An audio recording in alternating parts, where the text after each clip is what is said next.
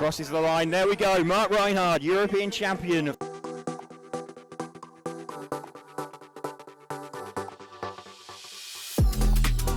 Oh, making it happen to the inside. This one going to Orlowski. Welcome to the Team Cayote Podcast. In this episode, Michal Orlowski. All right, so hello and welcome to this latest edition of the Team Cayote Podcast. In this one, we've got Team Cayote racer Michal Orlowski joining us from Poland. It looks like you're at home, Michael. How are you? Yeah, hi Frank. It's a special day since I'm at home in between races, so it's nice to catch up with you about Team Cayote. Fabulous, fabulous. Now, I noticed that obviously you're at home. You're not in Utrecht at the warm-up race this weekend for the Touring Car Euros. I'm flying there tomorrow, so okay. I need to pack up as soon as possible and get ready.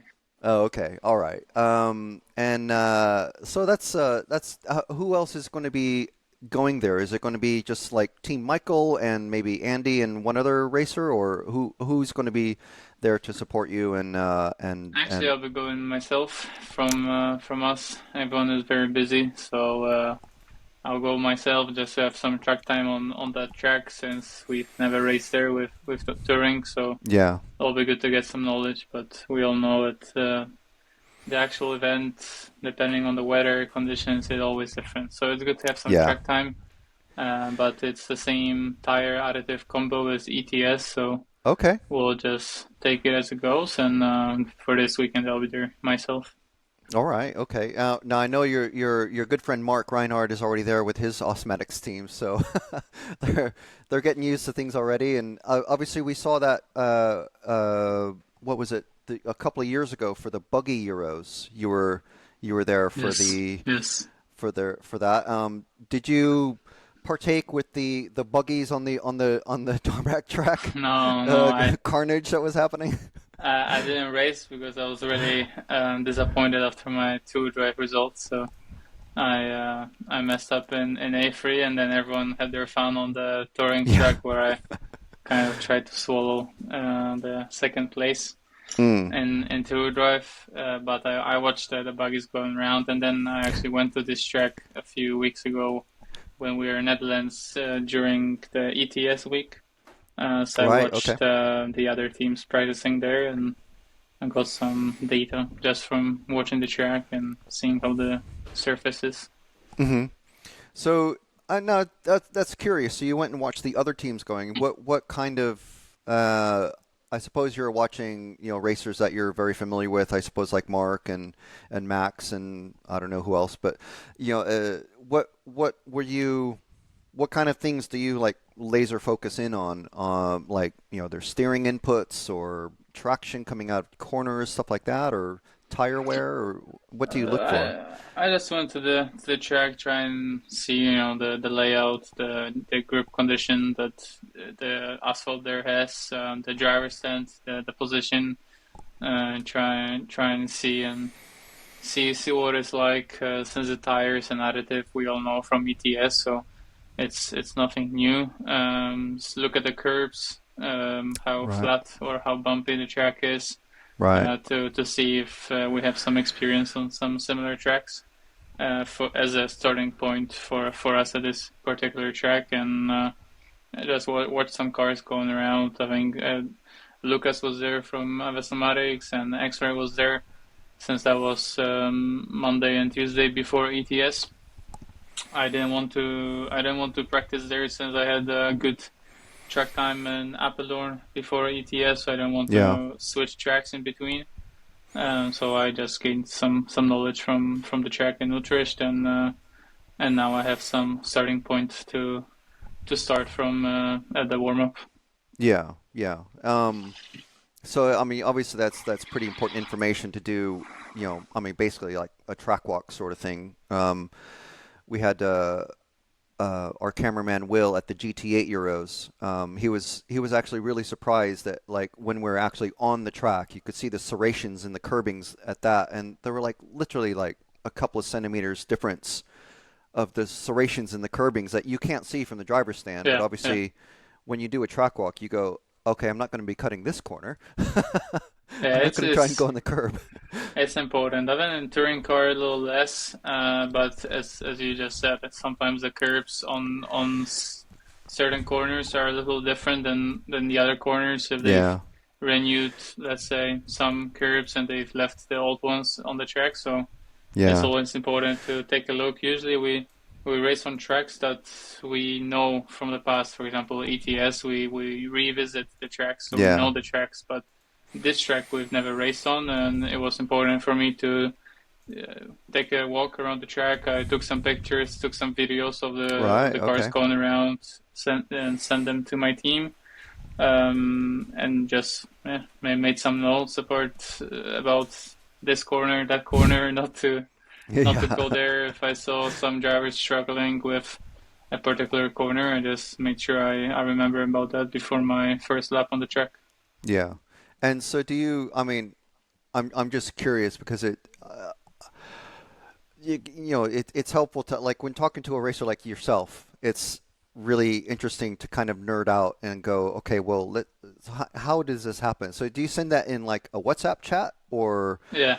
So it's like kind of written out, and so it just gets distributed to everybody. Yeah, I have this a few ways. We have multiple WhatsApp group chats about 10 scale Buggy Euros, Touring Car Worlds, 8 scale now, the 12 scale. There's so many group chats on my WhatsApp. Yeah. So there's one for everything. So I just send the information and the group chats for everyone to see and share their opinion about the track, and then I have my notes also go in my iCloud regarding particular classes, and I have ETS, let's say ETS notes, and then I have every single race run by run written down, or testing day by day, run by run. Wow. So it's a lot of notes and a lot of knowledge that I share with my team. For sure. I mean, pay attention, kids. This is what it takes to be like a multiple European champion, right? This sort of preparation and obviously sharing the knowledge, taking in the knowledge from other racers and stuff like that. So we'll get to like where you're at in your career at the moment, but I've started these podcasts with basically starting way back in the beginning. Obviously, our first experience with you was, I think it was a 2014 Euros at Robin Hood Raceway. 15. But 15. So, but obviously you were racing a long time before that. So what was your first car? Just to get that out there and start from the very beginning. Was Tamiya Mud Fighter. Right, okay. And 2006. Nice. And do you still have that car, or have you sold it and maybe got the re-release or something? I think it must be somewhere. I think it's somewhere in the garage, or there's one of our friends, a friend of mine and my dad's, he also stores a lot of my old cars. Ah, okay. So I'm sure the car is somewhere. I think for sure my dad knows where it is. We had a very big cleanup recently. Okay. But the car must be somewhere. All right. I still have my trophy sitting right here from 2006. Wow. For the youngest competitor at my first ever race. Oh, okay. Well, that was one of the follow-up questions. Was do you remember your first win? And I was talking. It wasn't a win. Oh, okay. I was probably just second to last. Yes, I was probably second to last. It wasn't a win. It was for the youngest competitor, but my first win, I have no clue. Must be around 2007, 8. I think somewhere in the junior classes in Poland, like a Polish national, something like that. How old were you when you got that youngest competitor trophy? I was 5. I was 5 wow. years old. 5. And was that with the Mad Fighter buggy? Yes. Awesome. I never got into the Tamiya buggies at the time. I kind of, my first car was a Grasshopper. I saved up money during the summer and got that, but obviously it's not really a racing buggy. And then I went crazy with my first credit card and got an RC10 Worlds. So that was my first like proper racing car. And but I had quite a lot of fun with that. So yeah, now I do have to ask you before we get too much into the RC stuff. You obviously have been watching the Wimbledon? Not really, no. No. No. I just saw a few, little shorts here and there. I've not been able. I was in Portugal at the Nitro Euros. Came back extremely exhausted, and I quickly need to organize myself for the touring car Euros warm-up. So I haven't seen much. I just saw a few games here and there. Not even time for like the shortened versions of the games and stuff like that. No. That's a shame. That's a shame. Are there any? I know you're big into your tennis, but are you into like what motorsports do you like full size do you watch? I watch F1, of course. I've been actually to the F1 movie just before I left for Portugal. What did you think of that? Was it like just like really just too really Hollywood or? Yeah, I really liked it, to be honest. Obviously, not to spoil too much if anyone's planning to go. Obviously, there's a few scenes or situations that would never happen in real life, but it didn't bother me. I knew it's fantasy. It's a real F1 made for Hollywood, and I really enjoyed that. And also I really enjoyed the Netflix series about F1 because both the film and the series, it really shows not only F1 but racing and motorsport, which we can relate to a lot because obviously, yes, it's RC cars, it's small cars, we don't sit inside and we don't risk our lives, but the racing part of it and the background of the team working together for the end result, for the wins, and how much the wins mean to the people that work hard for that. I think it's exactly the same. Definitely. And when I was at the F1 race in the paddock, and I was watching the teams working, the drivers working behind the scenes, not via television, it all just felt exactly the same, like RC racing. And what I do with my team is just on a much larger scale, obviously. Exactly. In F1, but I think the principle of it and what the F1 film and the Netflix series shows, it's something we can relate to extremely. Definitely. I was explaining it almost exactly the same way over the weekend to some family members.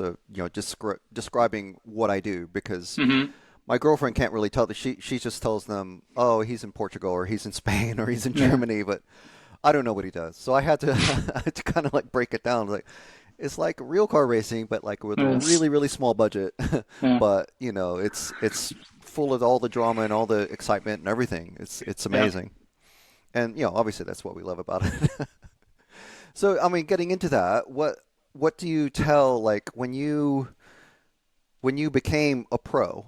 At what age would you say that you became a pro racer? I guess post high school or something like that. Obviously, I was still at school, but when after I had let's say breakthrough year in 2015, that was my first year with Schumacher, and then I think I had a 1-year contract. So for 2016, I had a new contract, and from that point, it was a job, I would say, right? Because I was earning a salary from racing, but I was still going to school. At what age was this? I was 14. Wow.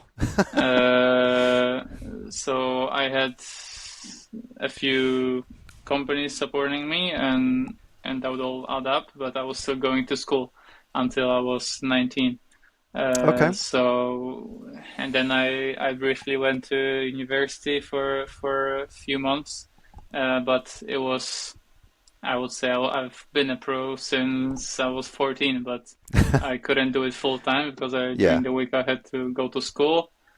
So after I finished school, then I was 100% into RC, and then it was full time, but being a pro, I guess I've been since I was 14.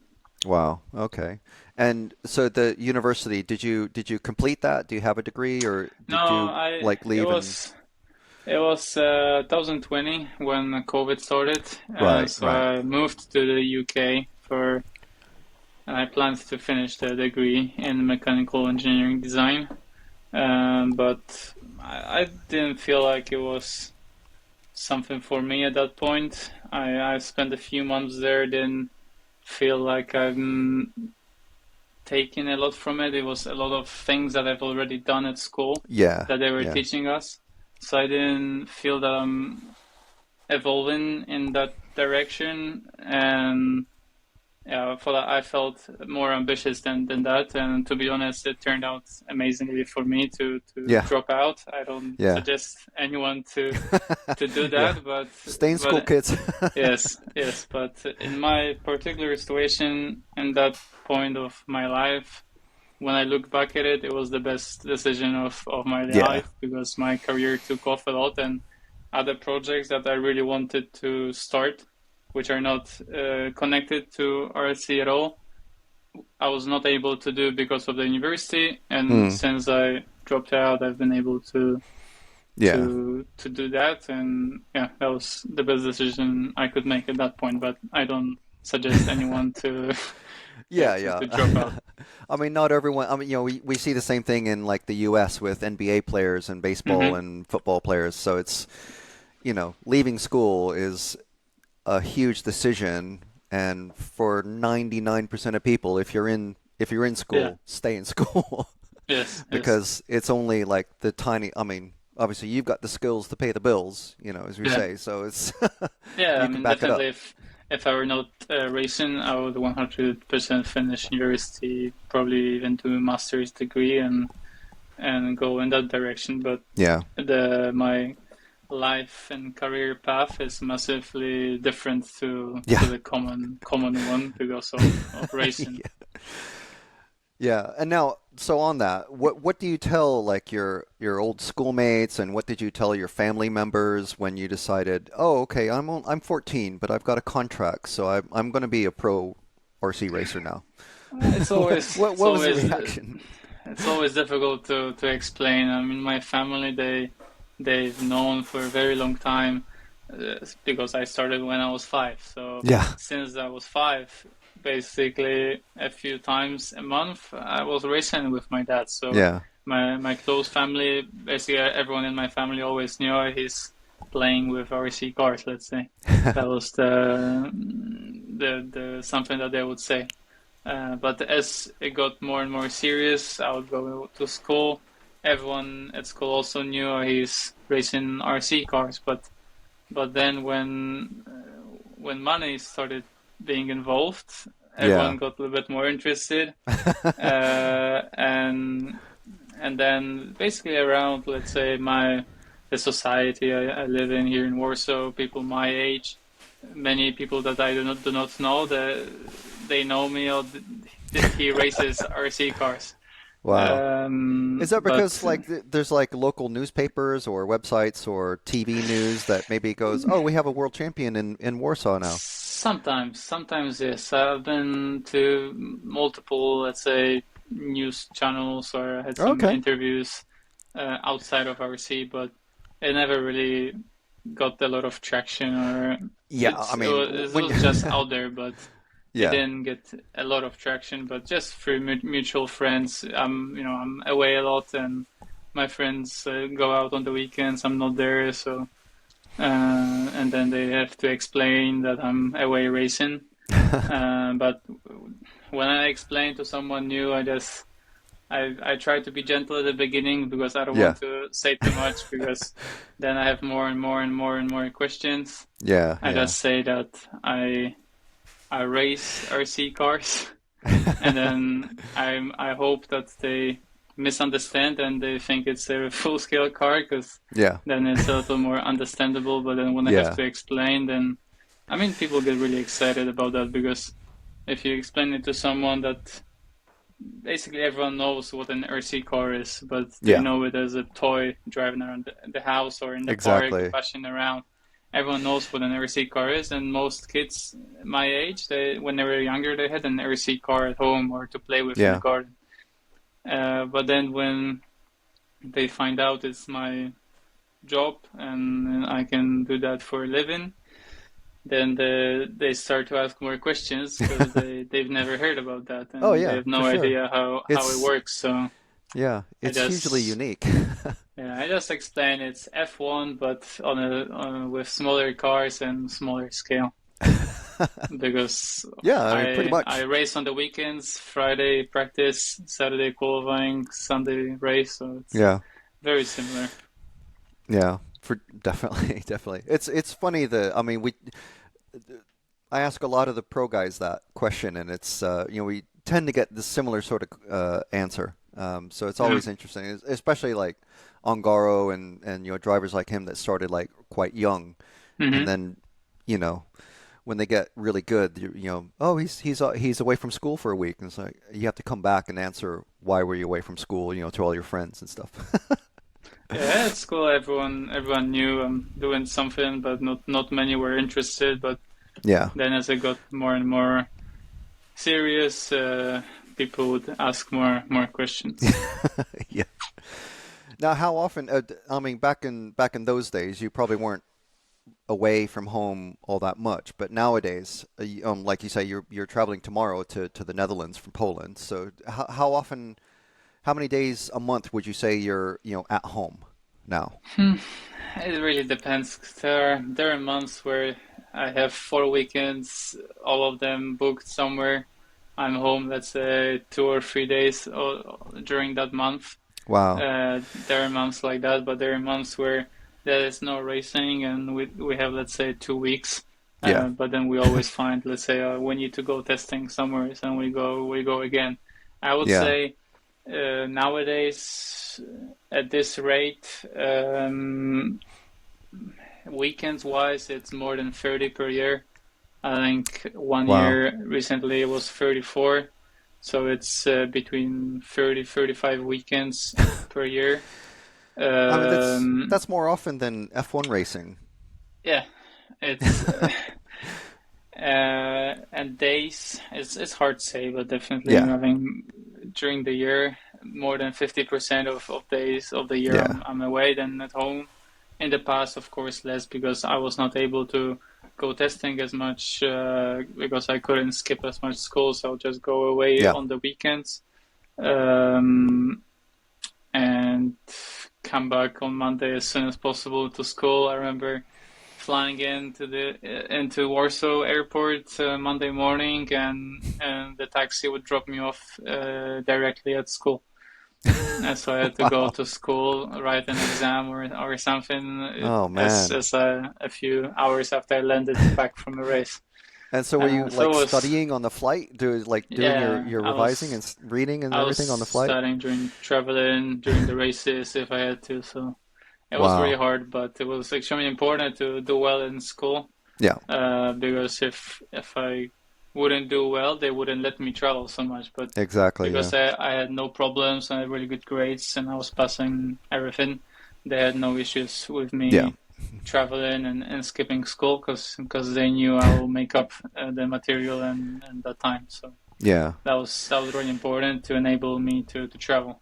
Nowadays it's definitely more, but I don't need to go to school in the middle of the week. So it's a lot more comfortable, I would say, these days. But of course it gets sometimes a bit tiring and missing a lot of important family and friend events.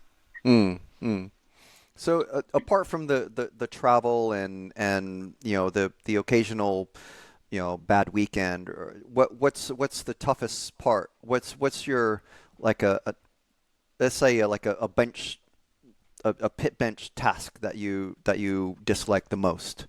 Now we've heard things like packing, obviously, diff rebuilds, shock rebuilds, tire gluing, stuff like that. Like what's something that's like every racer has to do that you just go like, no, Andy, you do that, or someone else can do that for me. What is it for you? I guess packing up, of course, it's very tiring and it's taking a toll on my back because I have really serious back problems now with the crouching I have to do and pack and carry heavy bags around the airport. So this is the tough part, but I wouldn't say it's the most difficult, because it's not something extremely difficult. It's just something I mean, like physical and tedious, something. Yeah. tedious. You're just like, oh, I hate doing this, but I got to do it.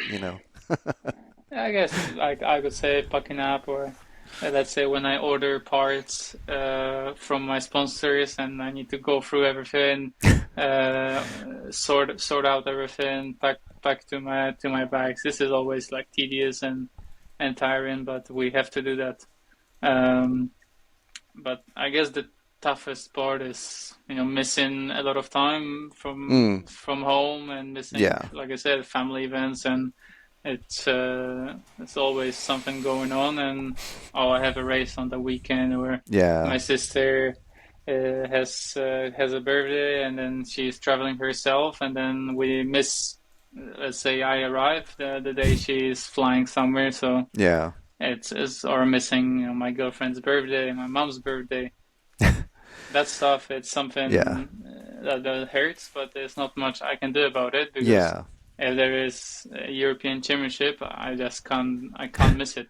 Exactly. I'm so, I would say, addicted to racing. I have a testing session, which is like this weekend, for example. It's a Euros warm-up, so the result doesn't really mean much, but I know if I don't go to this race, my chances of doing well at the Euros will be significantly lower if I didn't go. So obviously, I really want to go, but I'm missing a lot of days out of home. So that's the toughest part. But stuff, there's the things that are very tedious, like packing, preparing the cars. If we have like 2 or 3 or 4 cars that we're taking to the event, it's always a lot of work, and the preparation is very important. So you want to check every single bearing, every single drive shaft, replace parts. It is very important. So that stuff takes a lot of time. Are you talking like 4 cars each, or up to 4 cars each for you guys, or is that depends. Like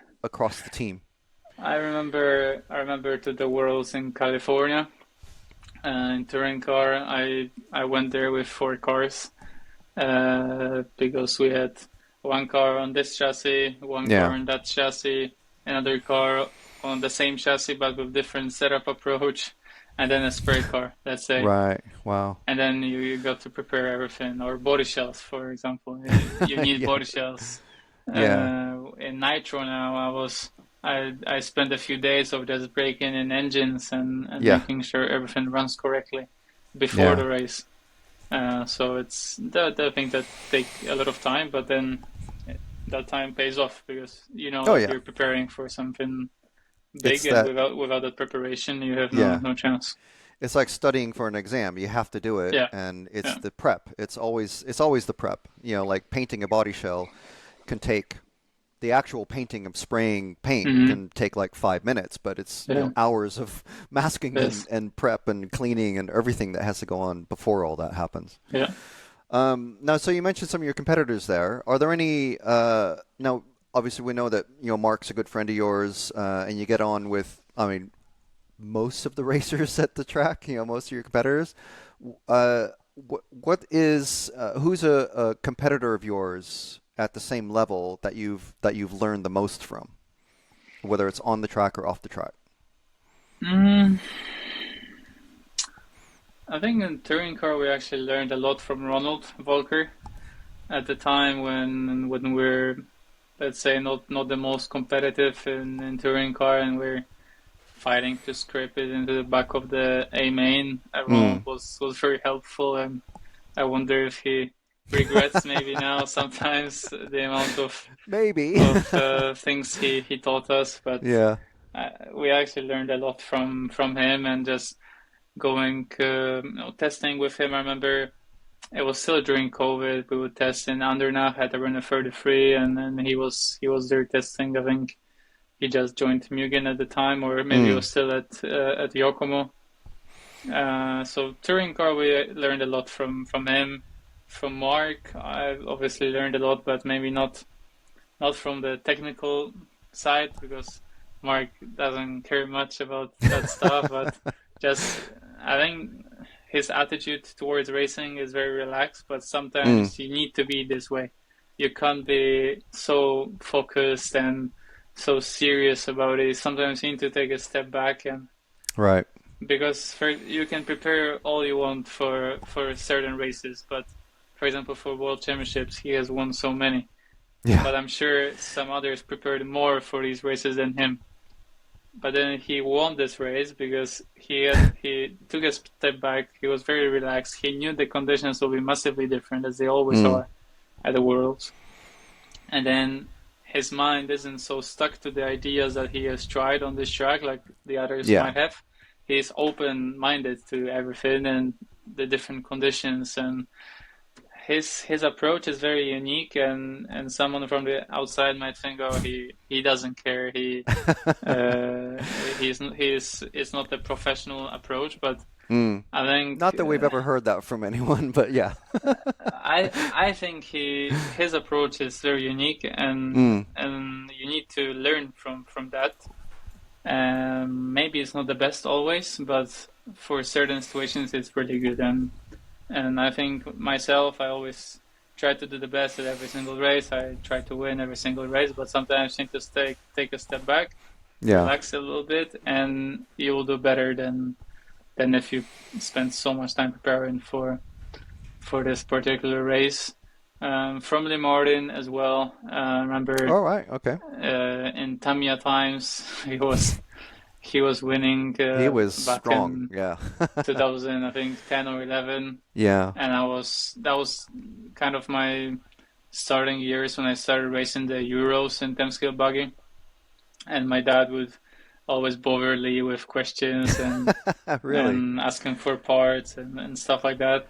And then when Lee joined Schumacher, it was a nice time with him to learn as well, and he always has been very helpful. That's great. Oh, and did when you lived in how long did you live in the UK? Very shortly, because I moved for there at the end of 2020, and then UK was shutting down a lot because of the lockdown. So I couldn't go anywhere basically. So I quickly went back to Poland where I could practice. Right. I was studying for half a year, but I was literally for like 10 days in the UK, and then I went back so I could go to the track, and which was very helpful because during COVID, when there was not much racing, I spent a lot of time at the track practicing. Yeah. I was just wondering, like, if you went with Lee and like pitted with him at the various national rounds, but obviously that wasn't really happening in 2020. Yeah, I went to a few nationals, but and we were at many races with Lee when he was part of the Schumacher team. Yeah. But at that point, no, not really, because Lee joined later. I think 2022 probably. Okay. Something like that, but I would say Mark, Lee, Ronald. From Hara recently, he's been visiting or coming to the ETS races, and it's been nice to see him. And also, he's always very, very good to talk to, and he has a lot of knowledge from the past. And, he certainly does. Yeah. Obviously, I think these are the competitors I learned the most from, but obviously, most of the things I know about cars and setup, it's first my dad taught me a lot. Then I joined Schumacher, and it was Tris, the Schumacher off-road engineer. He has so much knowledge about car geometry, suspension, and he's extremely good in that. And then from Andy in touring car, from the other engineers at Schumacher, I think most of my knowledge and experience came from them rather than my competitors. Yeah. Okay. Well, that's really interesting. So obviously we've talked to Andy and Tris quite a bit, and we know them from seeing at the track. Obviously sat next to you usually or across from you. But how many? I mean, I imagine the other engineers and designers.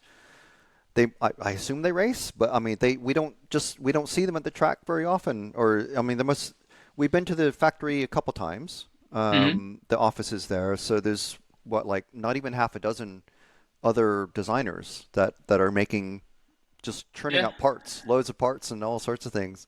We have Tris that takes care of the, let's say, off-road side, and and his main job now is to come up with ideas and then control what the other CAD designers are doing.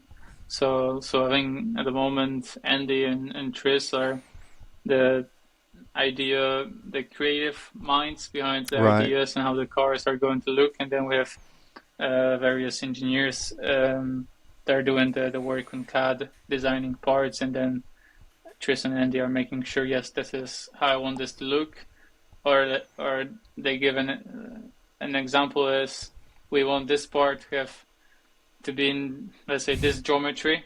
Yeah. And these are dimensions, please make it as light as possible. And then we have really, really good engineers to shave off the weight, make the part look really good, make it strong.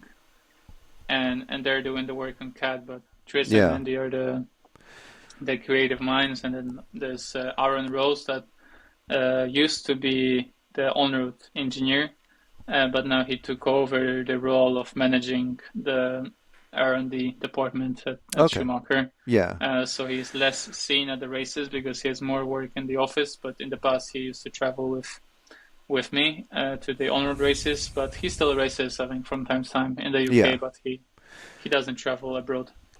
So what kind of input do you give to Tris and Andy? I mean, I can only imagine it's something like, I need more entry steering at this point, and I think it would be helpful to have a new part for that. And they just go, okay, well, I think it do this. Or do you do any playing around with CAD or anything like that yourself? Or what's sort there of were the general steps? A few situations where I thought, okay, I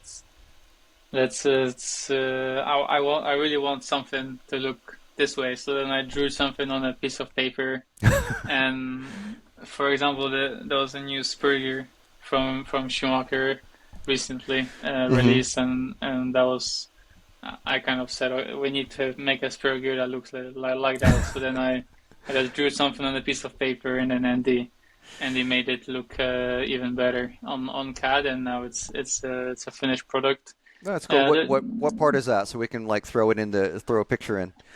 It's the CNC Spurriers. Okay. The 64 pitch from Schumacher. Okay, like actual machined instead of molded. Yeah. Okay, that's pretty cool.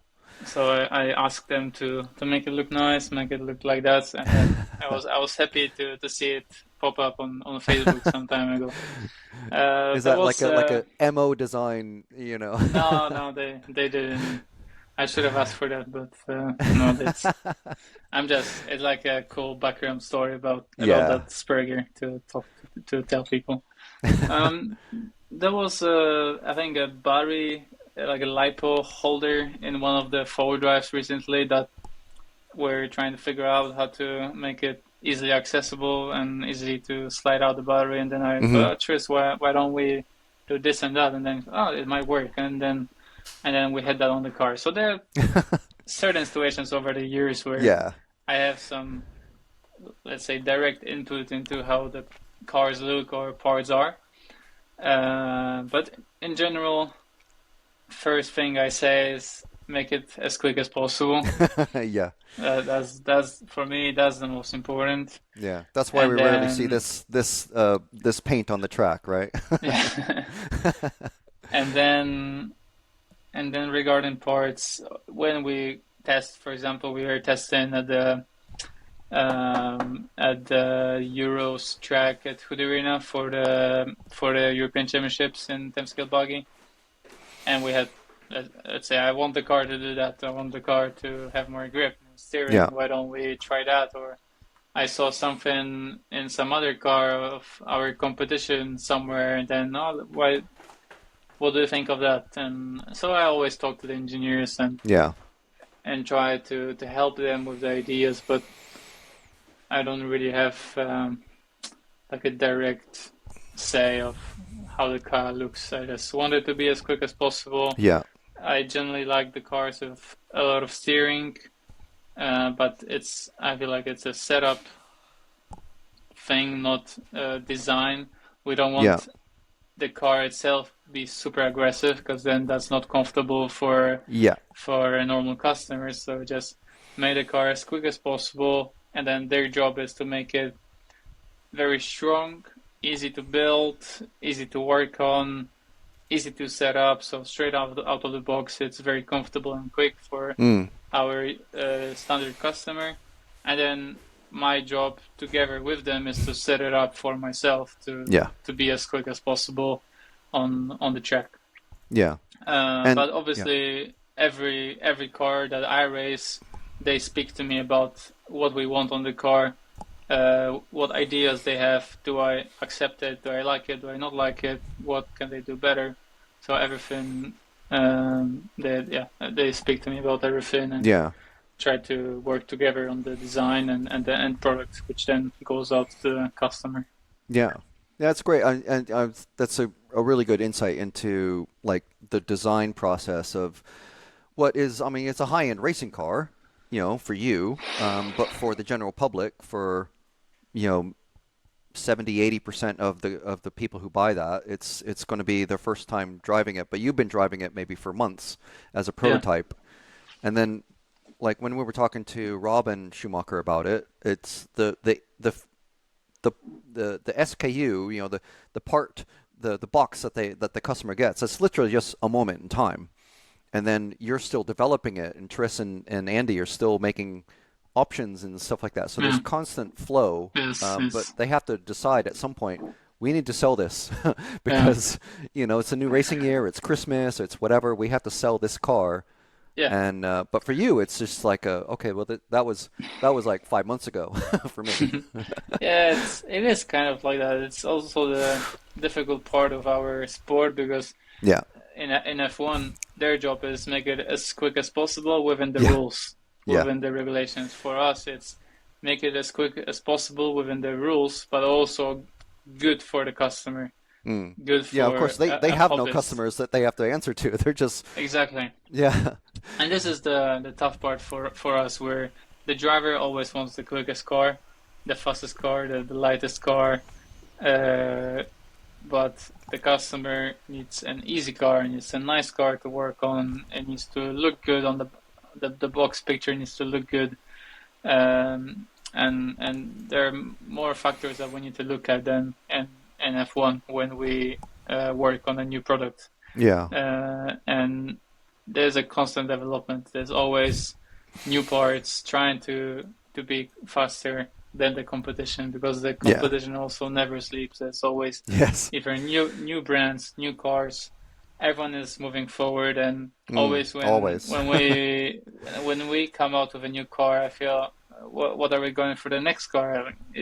We've done so much for this one. How can we improve it? But somehow they are always able to find improvements, find new ideas, test them on the track, and there's a constant development. And I think we're always moving forward with every single one of our platforms.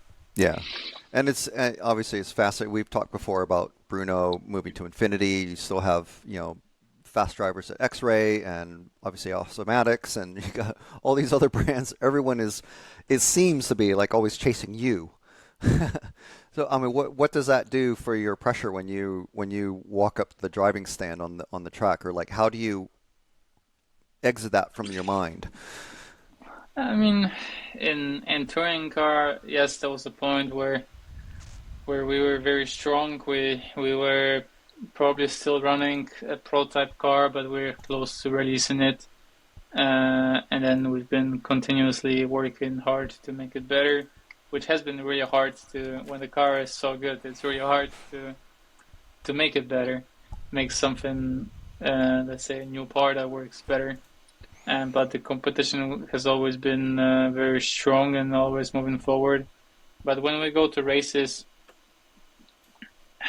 I don't really feel a lot of pressure of, let's say, being the favorite or everyone wanting to beat me. Let's say going to an ETS. I just want to go to the race. I want to do as good as I can, and if it ends up a win, second, third, or something else, it's fine. That kind of has been my mindset going into the last 11 ETSs, I always try to work as hard as I can before the race to have the pace and a chance to win to fight for the win. And then so much on the track can happen. And even in the finals with the changing weather conditions, such a huge variety of scenarios what can happen on the track. You just never know. Even if you're the quickest, it is something that might happen. So I'm really proud that we are still so competitive and we continuously develop and get better while the competition works very hard. And I just enjoy working extremely hard towards the end result of each race, and it's been going really, really well so far. Of course, it definitely has. I race in many classes. I try to work towards different races, different classes, prepare for. Now even in 8 scale, I was trying to prepare as well as I can for this Nitro race. Even I knew that, okay, maybe I cannot fight with the guys that do it so often, but I want to do as best as I can. Now we'll prepare for the touring car Euros. But I don't think about the pressure of others trying to beat me at a certain race. I can sometimes feel it on the track. The way I'm raced or spoke to, let's say, on the driver's stand or waiting to go up on the driver's stand. Yeah. But I don't think about that when I'm traveling to a race or when I'm at home preparing. The gathering of drivers at the bottom of a rostrum set of stairs before you guys go up. Everyone's like, "Oh, hey, how's it going? Did you fix your car from the last race?" Or okay. Is there ever any mind games that happens between you guys? I mean, usually it's a nice atmosphere, but of course, for example, Mark, he loves to play mind games with me, and I know just with you or with everybody. with everybody, but recently I think a lot more with me than anyone else. And then is that because he won the Euros last year, or probably? And then when he ends up beating me, then he's I'm so happy to finally beat you. Can't always quit. And then we go to the next race. I end up winning, and he's all angry again. But it's mostly friendly. But of course, there is some mind games. More or less aimed or on purpose.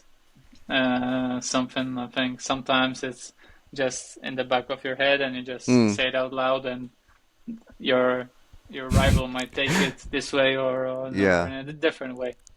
But it's mostly friendly. Also depending on the category, I feel like in touring car there's a lot of respect between the top 10 drivers. It's usually the same guys. We go testing together. For example, we were in Eigen a few weeks. I think a week ago. Just before Portugal, I was in Eigen, and we organized with Mark, with Ronald. There was a few guys there as well from different teams. We just organized on WhatsApp. Let's go there these days and test together. And then it's of course, we don't share, let's say, setup advice. I've just tried that. I've tried a harder diff. Try a thicker differ. We usually don't do that, but it's a friendly atmosphere with some mindset or mind games just before the run or during the weekend, but not much. Okay, that's very interesting. Do you speak German to them, or is it all English pretty much? I'm just curious. The funny thing is I can understand German, so when they speak German, I can understand, but for myself to speak German, it's quite difficult because I'm not used to using the language like English. Yeah. So if I have to say myself, then it's more difficult than to understand. But when I speak with Mark, sometimes I try to speak German just to practice it a little bit, but It's hard when everybody speaks English. It's just so easy. You know, it's hard to practice a language when you're with an international crowd. So sometimes I say something like a joke or some rude word in German to them, but when they speak in German, I can understand. Right. Okay. All right. So just real quick on 10th Buggy, because obviously the Worlds is coming up. You were there for the Worlds warm up. You didn't really like the Vegemite for some reason. No. I don't know if I tried it at the end. I was pretty scared of trying it. You just said no way. I'm not gonna have that. Yeah, I think I didn't try it at the end, but it smelled really funny. So yes, it's horrible. Yeah. But what did you think about the track and the location and the club and the atmosphere there for the World's awesome. warm up? It's the track. It's like in the middle of the jungle. I feel like it was like a movie, maybe Lion King, maybe with all the different birds flying around and wow. in the jungle, and it basically feel like that with all the birds chirping, singing, bird noises, other variety of animals. There, it's an amazing place, to be honest, and the track itself, it's really cool. It's something we don't have pretty much anymore. It's 10 scale dirt track. It's not crazy 8 scale jumps, huge big tracks that we used to race in 10 scale at the Euros, like in Italy and Spain, just huge 8 scale tracks, and we're trying to jump over them with our 4-drive, 2-drive. It wasn't a lot of fun. This track, it's made for 10 scale. It's really nice dirt, very nice traction. Important to set the car up well to generate the grip. So I think it'll be a great World Championship, and we spent a lot of time over the almost 2 weeks. I think we were there at the end. We went to the race and we stayed for the whole week afterwards, and it was a lot of hard work. We're thinking of going there again this week, but like I said, sometimes it's better to take a step back, relax, know that the conditions will be different at the Worlds, the temperature will be different. Now, I think that was kind of my main reason. I think the temperature now is a little different than it will be at the Worlds. Yeah, I think it's going to be something like springtime or something like that for Australia when it's actually happening. And the track surface, it's very sensitive to the air temperature, humidity, and the grip changes a lot throughout the day. We because they water overnight, so we start the day on, let's say, a 30-second lap time. We finish on a 28-second lap time. So it's a 2-second difference just throughout the day, not, let's say, improving the car, changing the setup. It's just the track changing.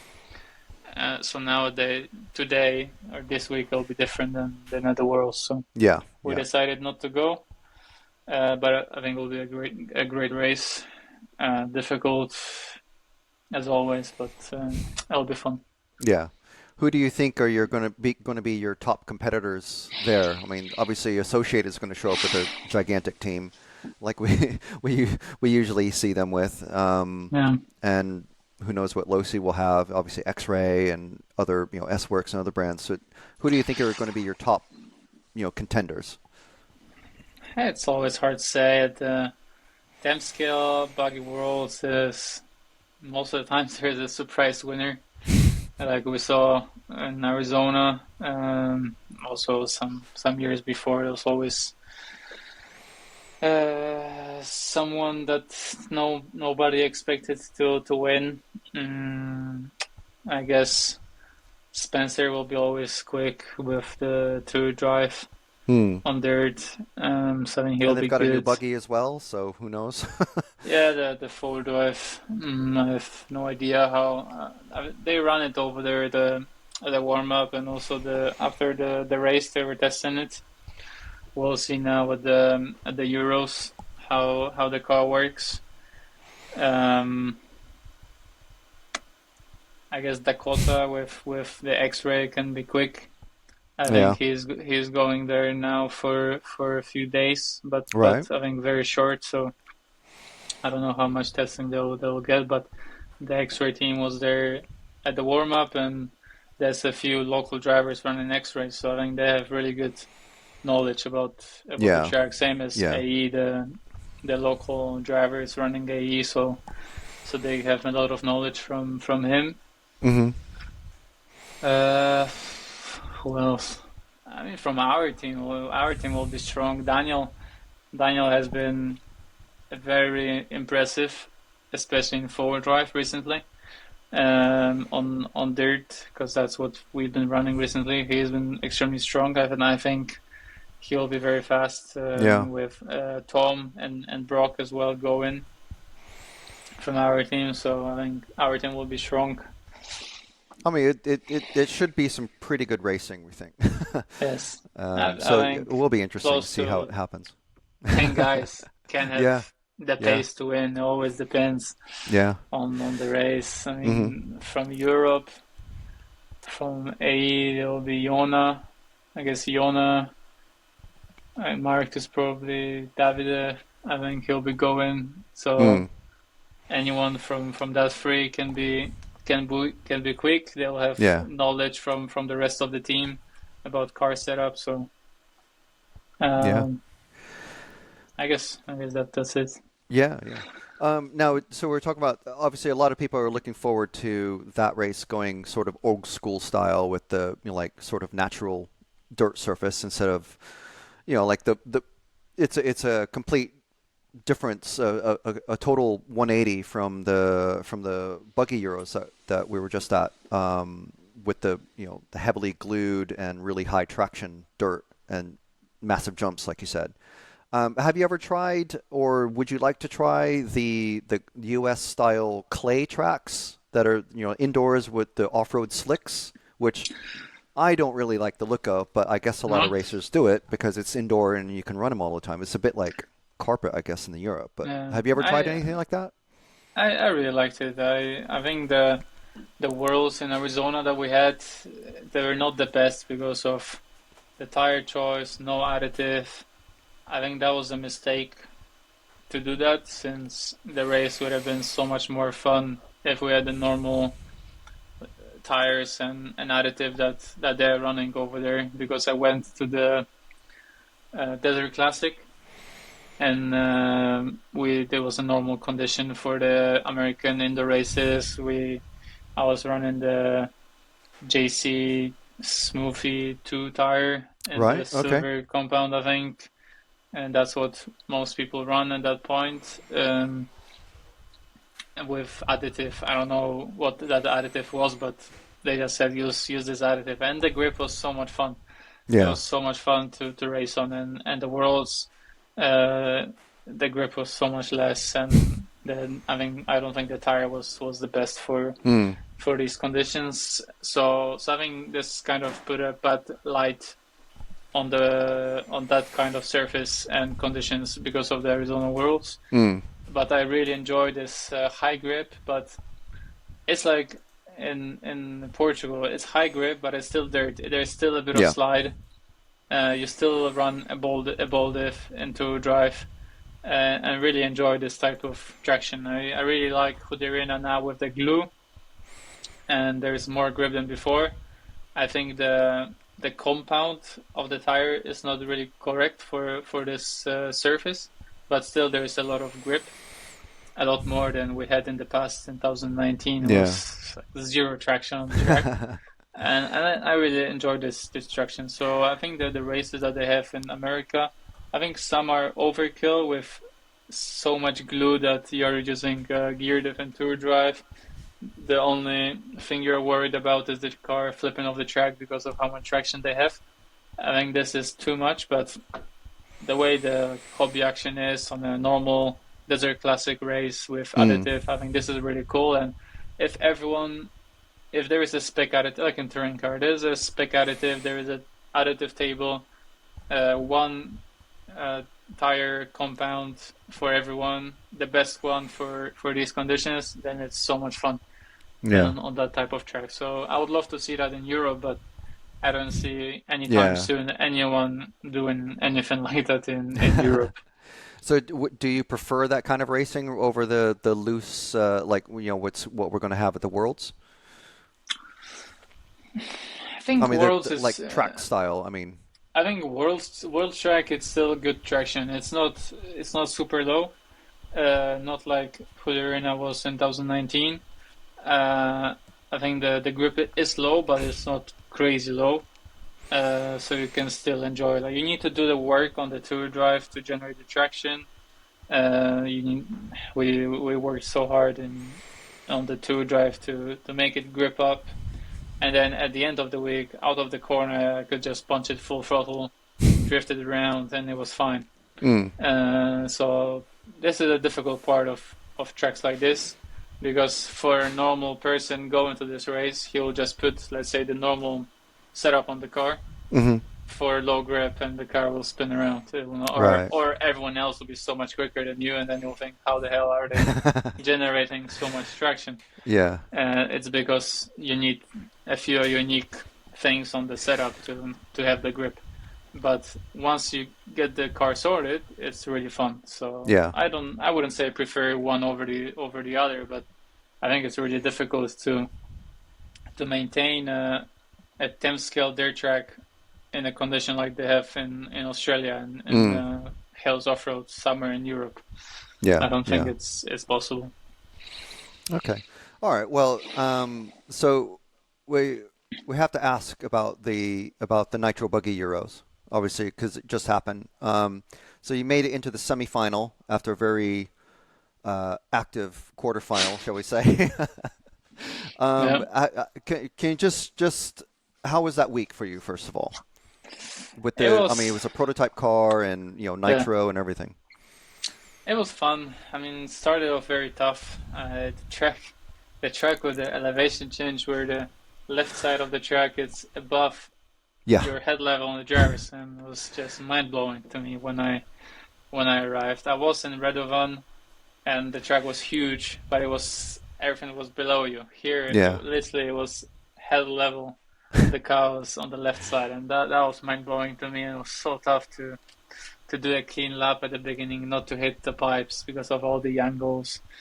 It was so tough the beginning, and then as the track was changing, we were changing the car, and there was a point where we thought, okay, the car is pretty good. Then qualifying started. It was horrible. It had completely no pace, and then since we don't have the experience, but with many people in the, let's say, paddock to talk to with experience in 8 scale, everyone has different opinions. We don't have someone in the team, for example, like if I drove an AE car, I can just go to David, if I was in that team, and say, David, what was the setup you were start with in this track, and then I just put on the car. It should work kind of okay. So we're trying to bounce ideas from different people and then have a starting point, which didn't work. And then we're trying.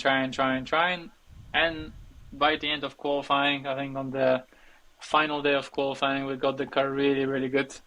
And I had a very good pace. I just had a shocking run in the morning. But then that pace stayed with us until the final. So I knew that I have the pace to bump up from the quarters.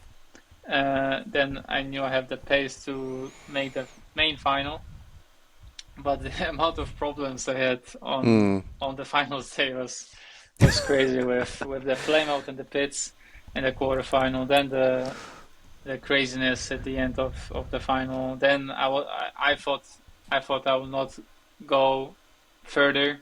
I was expecting a penalty. Then they told me, no, you're through. So then I ran to the driver's stand for the semi-practice. I ran the same set of tires. Then I ran the semi-final. I flamed out before I even started on the grid. So that was my semi-final over. So then I was starting 10th in the LCQ. And I thought, okay, what can I do from 10th? There's not much I can do. So I just relaxed. I checked the tires, checked the same tires I ran in qualifying and the quarterfinal. Put on the car. I thought, okay, let's give it a go. It'll be a crazy race. I was just happy to be there because I knew I have the pace. I just knew that it'll be tough. And then as the race was moving forward, I thought, oh my god, I might have a chance because the pace was pretty good. I was catching to the front. We had an I think amazing. you were like fourth or fifth or third or something like that at one point. Just before the first pit stop, I went into fifth or fourth, Mm. and then I knew that I have more pace than the guys in front, so we pitted one lap early, and it was an amazing pit stop from my crew, amazing decision, and we gained 2 or 3 positions during the pit stop. Wow. Because we stopped one lap earlier than everyone else. And as soon as I already saw it before the pit stop, but I saw one of my tires coming unglued. And then as I came out of the pit stop, I was in third, right behind Pecco and Marco. Then Marco made a mistake, and then I was second behind Pecco from 10th.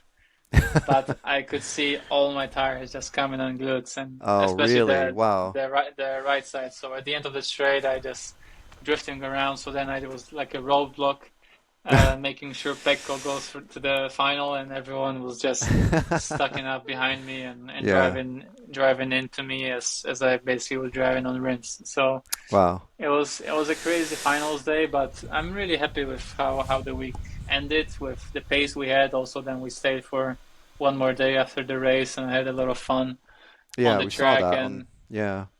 And basically, we made the decision to go to this race like 3 weeks before the race, because we thought we need to go to this track before the e-buggy Worlds, which we are preparing for, because if I don't have any track time compared to everyone else who has been on this track many times over the last few years, we won't have a chance. And by the end, we got the car set up right. I got my driving right, because at the beginning of the week I felt like a beginner. Every time I drove out of the pit lane, I felt like a beginner, just trying to stay in the middle of the pipes. By the end, I had really good confidence. Car setup was right. Everything was okay, just some bad luck. So we know for the next time what we've done wrong with refueling, engines, stuff like that. It was just some just errors that we've done, because I don't have the experience with Nitro. Yeah. And I think this week really helped us towards the e-buggy Worlds, which will be a little easier because Team Cayote batteries, and it will not flame out just before the start or during pit stop. Yeah. So I'm really happy with the week. Well, that's good. I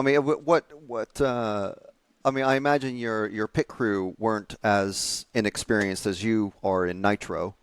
You must have a pretty. I mean, we have to mention the FX engine thing, because that was like a big kind of like, what is happening here sort of deal. Because as we all know, if you join X-Ray, you have to sign up for FX engines. But you were at Hootie for the Hootie arena testing for the 10th Euros, and then you come out of that with, I'm signed for FX engines. Yeah, so I spoke with them before, and I wanted a reliable engine for the Euros with the support, and I knew Martin would be there to support the team. Yes, it's a brand from X-Ray, but it's an FX engine, so it's separated. So I obviously understand the speculation and the chatter about it, but there's not much behind it. It's just I wanted a reliable engine. I had a good contact with Martin, so they're happy to help out for this race. Martin helped us during the race to tune the engines, so it worked very well. Just some bad luck in the finals, but okay. All right. Well, I mean, that kind of settles that. I mean, and also, I mean, it's not that hugely surprising in the end, because so many drivers use the Hootie tools and setup stations and stuff like that as well, right? Yeah, I'm using the Hootie setup station and touring cars. Yeah. So, but back to the Euros, in that quarterfinal, towards the end of it, I believe there was only one other Polish racer at the race, right? And that was Bartek Zalewski. Mm-hmm. So there was, I can't remember exactly what happened. I'm sure you have it like etched in your memory. But something happened there, and then you guys had. I mean, we saw it on camera. You were talking to each other on track or on the rostrum, after that quarterfinal. Do you remember, or do you care to share what you guys said to each other? We were racing for the bump up spot. I think it was me. It was Me, one more driver. I don't remember who, and then Bartek. And I remember I passed the other driver.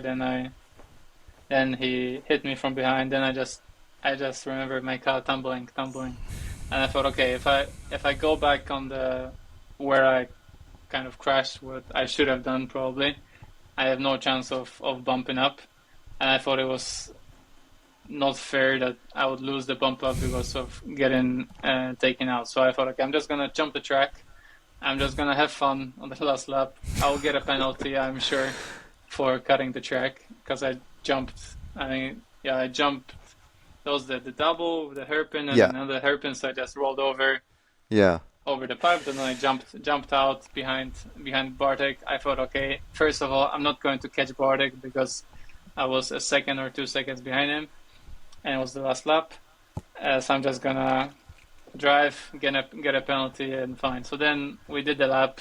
Bartek had a small mistake, and then I sent it on the inside of him on the second to last corner.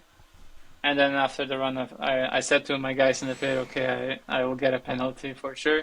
So I went to Bartek on the driver's stand.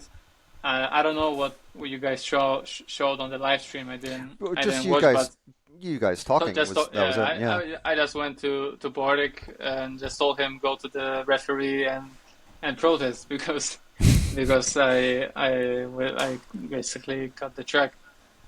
So then Bartek went to the referee. I went back to the pits. I was talking with his dad because I was trying to find out what shall I do because I was the Poland team manager. So I told him if you want to protest, I will do it for you. It will be against me, but I will do it because I had no problems. I had no problems with that. So I went to Bartek's father, told him if you guys want to do the protest, whatever, I can go with you. But at that point, Bartek was on the driver's stand talking with the referee. Yeah. And they came back and they said that they will not give out any penalties. Yeah. So I was. I mean, I don't know what I can say about that. Yeah. I'm not proud of it. I was sure I'll get a penalty. I did not. For sure, referee had his reason not to do it. I said to Bartek, go and protest. I know it wasn't right, but the referee wouldn't give me a penalty. So okay, all right. Well, so that's why I bumped up. As we say in the UK, fair enough. I mean, that's yeah. Sometimes there's just no explanation, and yeah. Okay, well, I mean, obviously we had to mention that because it only just happened, and yes. I don't know if you rewatched it with the live chat on, but the live chat was going just crazy. Just crazy. I can imagine. Yeah. I couldn't hear the stands well because of the headset, but I could hear the stands on the track. Yeah, because it happened right in front of the left side's tribune, didn't it? Yeah.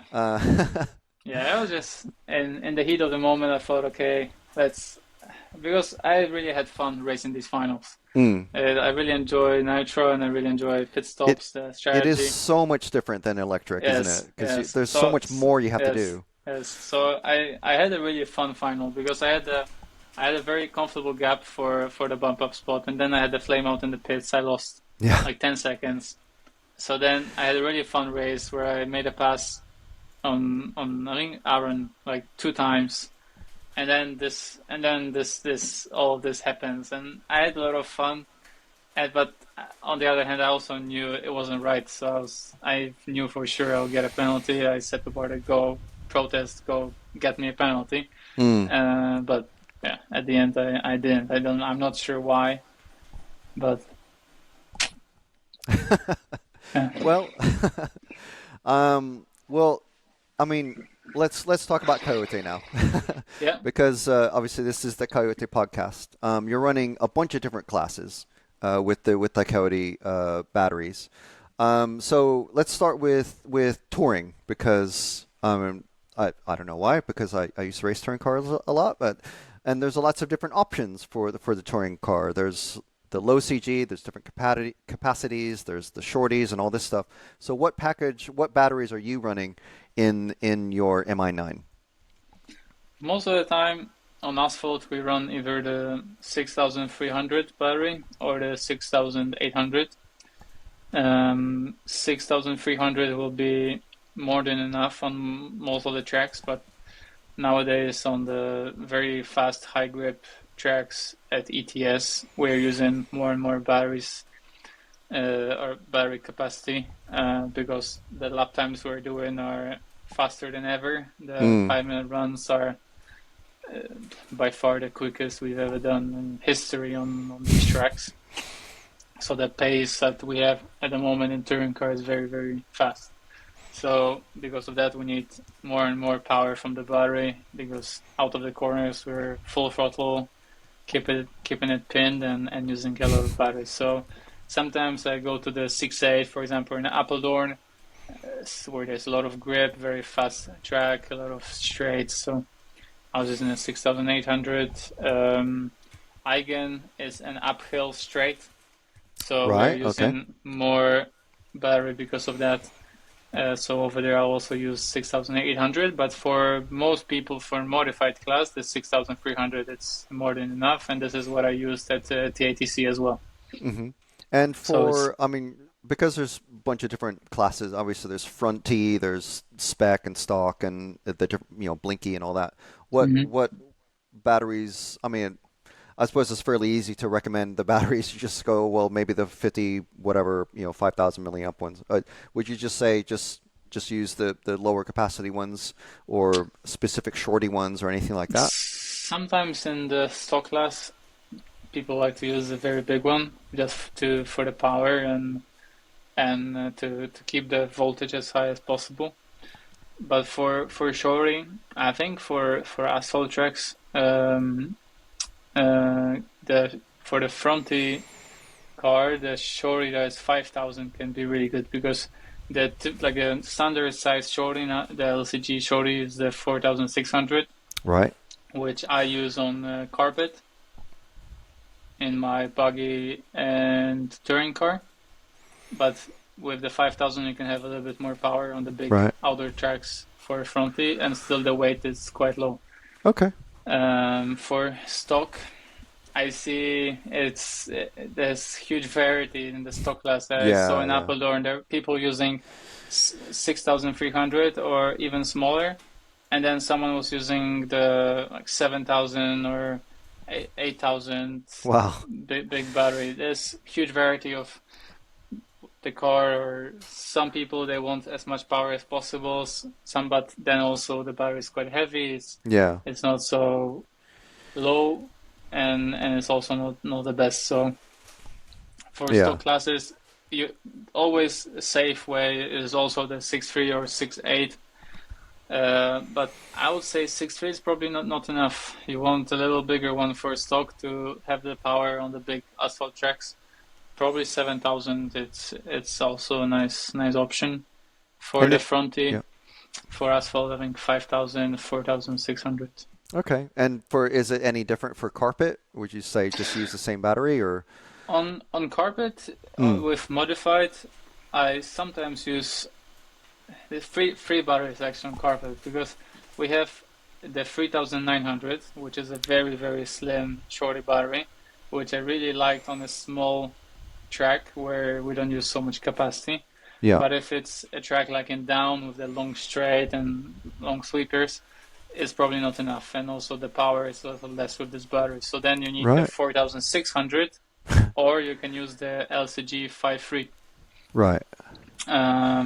So the 5,300, the ultra LCG battery can be really nice for high speed track to have good power and stability in high speed. But if the track is a little more narrow or more technical, with the shorty, the weight is a little bit more central. Mm-hmm. And with the 4.6, the car has a little bit more rotation and has a little bit more steering in the slow speed. Yeah. So in down ETS, so the first round of carpet this year, I was using the 5,300. because of the bigger sweepers and bigger track. But then in Austria, at the final round, I was using the 4600 shorty. Okay. And for fronty, you might even want to try the 3900 because it's so thin, so small. Or the 4.6. I don't think there is need for the 5000 shorty on carpet. So probably for fronty, the safest options are 4600 on carpet and 5000 on asphalt. For stock on carpet, probably 6300, or you want to try the 5300, which is a very nice slim battery, and it will be good for the high grip indoor tracks. But probably not bigger than 6300. I don't think you need for carpet. That's probably the barriers for on roads. Also for F1, the shorties, the 3.9 or 4.6. There's so many options there, and I suppose it's just an extra tuning aid if you really want to change your weight balance. You can move that shorty battery front or back. Do you usually do something like that, or do you just stick with suspension settings? On carpet, when we can use shorty, I really like to keep the weight central, and then you can move it a bit more. With the 5300, you can't really do much, but it's also not such a heavy battery because it's only around 200 grams. So it's still a few, because with the shorty battery, we're using the brass lipo hooks. Right. But still, you keep the weight more central than if you're using a stick pack. So there's definitely more options to play with regarding weight balance. But I think it's more of in modified on carpet. With the shorty, the car is a little bit more nimble in the slow speed corners. If you are using the stick pack 5300, it's more linear and fast and more power on the high speed tracks. Okay. And in 10th Buggy, do you have as many options that you like to play around with, or do you just stick with a couple of different ones? Actually, here at the beginning, when I started using this year, the batteries, I thought, okay, I just need this one, this type, and it's enough. But then, as I had more and more experience, I started playing a little bit more of the batteries and the battery type, and you can actually find a really big advantage changing between them. So, on carpet, I really enjoy using the 3900 in two drive. Okay. It's 20 grams lighter than the 4600. And you can play with the weight more in the two-drive buggy because we are using a lot of extra weight on the front on carpet. So then the car is quite heavy for the limit. So then having a light battery is very helpful. So I really like the 3900, and the capacity is more than enough for a carpet buggy two-drive. In four-drive on carpet, 4600 for four-drive always. Okay. I never changed. It's more capacity than you will ever need. You don't need to go to a bigger battery, and the weight is still quite low, around 160 grams. But on dirt and Astro, that's where you can actually play with the batteries, because sometimes having a slightly heavier car is quite beneficial. So I found using the 5000 battery in two-drive very, very good on dirt. And that's what I run at Hudurina for the Euros warm-up and also in Australia. Right. The 5000 milliamp shorty. And four-drive, quite simple again, 4600. I haven't really found any improvement when going to a bigger battery. Sometimes actually the 3.9 would be nice to get the weight a little bit off from the rear axle, because in the four-drive the battery is in the back of the car. But it's not quite a big difference. So usually for forward drive, you'll get away on all tracks with the 4.6, but with two drive you can actually play a little bit with 3.9 on carpet and 5000 on dirt. On Astro, I sometimes even try the 6500, the one that we're using in 8 scale buggy. Right. So a really heavy battery just to calm everything down. but it can make the car quite a bit easier to drive using such a heavy battery. But I found the 5000 the best balance. Okay, that's excellent info. I'm sure someone will be putting all of that in a spreadsheet somewhere. Here's Orlowski's battery recommendations for all the different classes. A lot of info, but I mean it's useful. And some people think, oh, it's just a battery. I just want the biggest one they have to have the most power, but it's not always the case. And sometimes you can really fine tune the feeling of the car with the size and the weight of the battery. Yeah, definitely. In 8 scale, I've just been using the 6500 shorty connected together for 4S, and that has been the best solution. Okay. And do you play around with the weight balance on that as well because it's shorty, or is the you can move it around depending on the car. We have a saddle pack which we can move forward, backwards, in the center. Half center, half forward, half center, half rearward. So, and since it's 2 batteries, and these batteries are 210 grams, I think that's 6500. So it's almost half a kilogram you're removing in the car. That's so a it's huge a very amount. Good. Yeah, it's a very good tuning aid, and it's something to look out for if you have a car with saddle packs.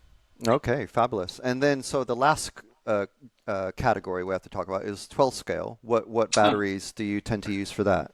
And 12 scale, I run the Euros with the 8500 milliamp battery, and that is always the choice for me for the modified class. I'll always use this one, and it's provided us with very good capacity to keep the voltage high, to maintain good power for 8 minutes, and low internal resistance for good power.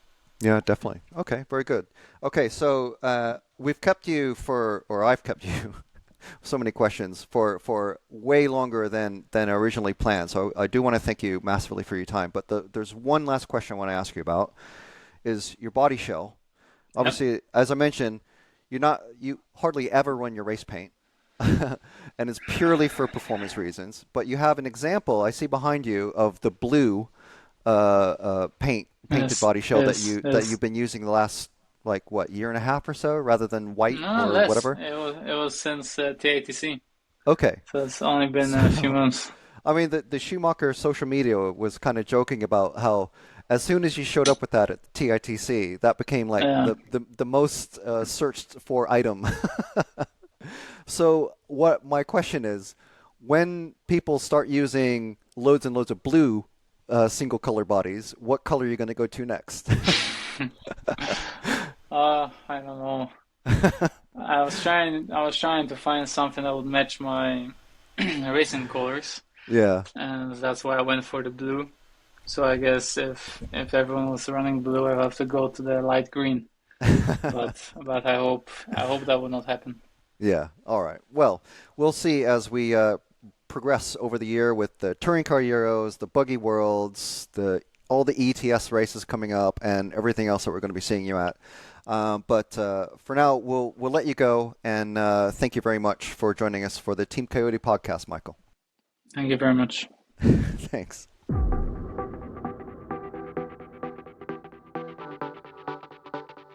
Crosses the line. There we go. Mark Reinhard, European champion.